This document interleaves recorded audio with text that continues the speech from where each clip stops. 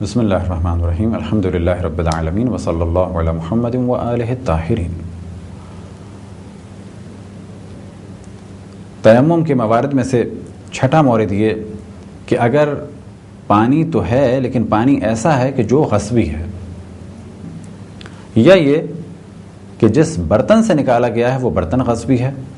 یا وہ برتن سونے چاندی کا ہے، اور اسی طریقے سے یا وہ برتن کسی حرام گوشت جانور کی کھال سے